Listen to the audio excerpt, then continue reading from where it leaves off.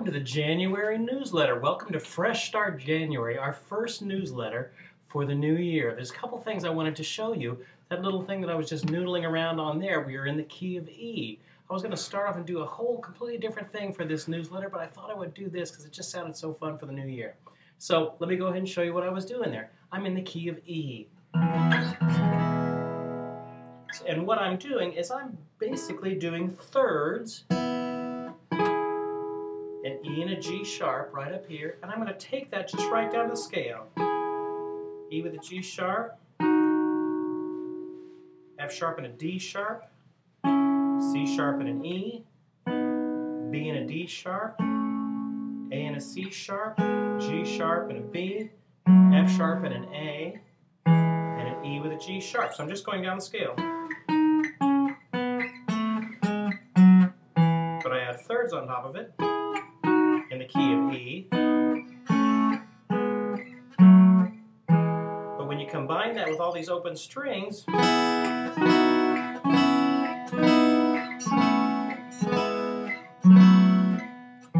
I'm actually hitting the third, and then I'm leaving this B and E open at the bottom.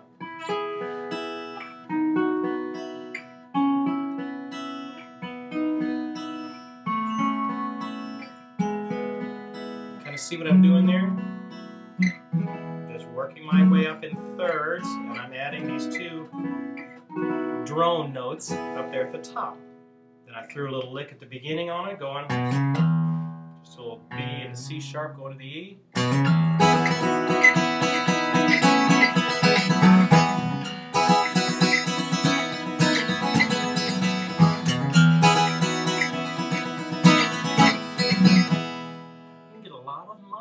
Out of just doing thirds like that. It's a simple idea, but you add these open strings to it and you can get up all these great colorful chords sounding.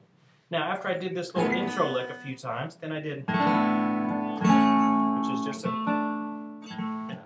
A and then an A and a D right here at the 7th fret, and these two open strings again, resolving to the A and the C sharp, and then I went up 2 more frets, right up here at the, what is that, the 9th fret. I have a B and an E, do the same fingering, do the D sharp, through that B on the bottom there, you end up with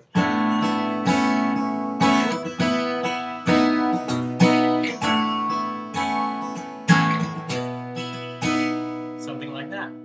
Then, what did I do there? I took an F sharp minor 11th form, and I just worked that up. Same form, I just worked it up. A minor, B minor, C sharp minor 11. Here I changed it a little bit, kind of give it a D sharp, a B, and a, what is that, an F sharp there? Still with those things ringing out. And then I ended with this E5, did a couple harmonics at the end to make it sound flashy. So that's basically all I was doing there. Let me play it for you one more time. We've got the third part, everything with the open strings. I've got this part where I'm resolving. And then I have the F sharp minor form going all the way up. Changes a little bit there. And then the E. Let me play it for you one more time. 3, 4.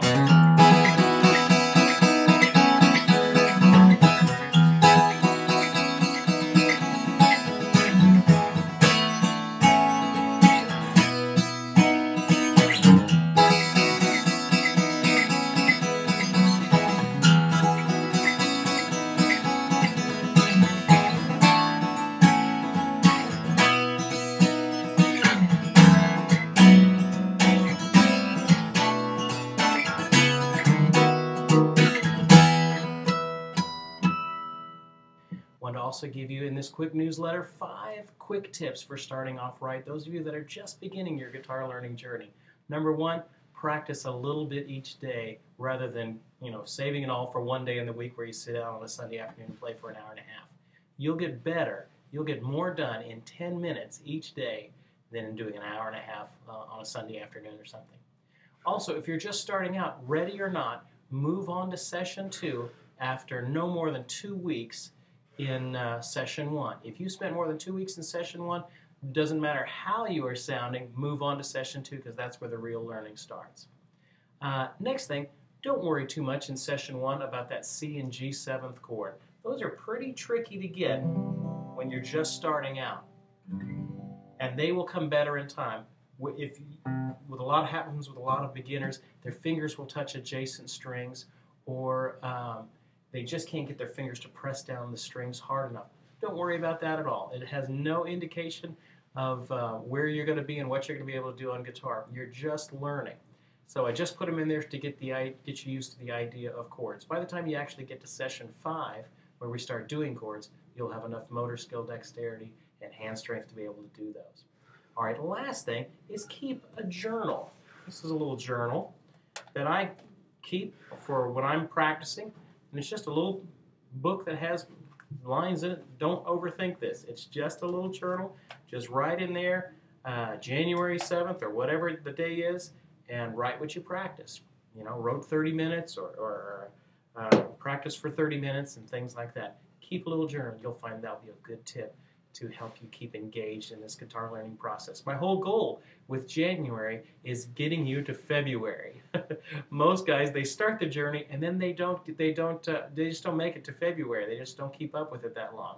So my main goal for Fresh Start January is to get you to February. All right, let me give you a couple of last-minute announcements real quick before I let you go. We're doing our live lessons on Tuesday nights. The next one is January 11th. Tuesday night from 7 to 8 p.m. Central Standard Time here in the U.S. You can click the link on the discussion boards. We've also put them in this newsletter. To watch it, if you want to actually log in and be a part and ask me questions and things like that, you have to log in through Ustream, and those links are there as well. Want to also let you know our guitar gathering is coming up, our Nashville Guitar Conference, June 22nd through the 26th. The registration page is up. We're looking forward to having Pete Huttlinger, great fingerstyle guitarist, as well as Rick Vito from Fleetwood Mac and Bob Seeger. He's going to be playing with us as well. Also, we have Acoustic Guitar Player Magazine has started their Player's Choice Awards. We won the silver in the Player's Choice Awards for Best Instructional Material last time they did this back in 2008. So if you like us and would like to vote for us again, we would appreciate that. What a thrill if we could tie Mel Bay or even beat Mel Bay this year. That would be a thrill. So anyway, that's up there. The links for that are in the newsletter as well. Remember, the only person that can stop you is you. So keep going. Have a great month. We'll see you.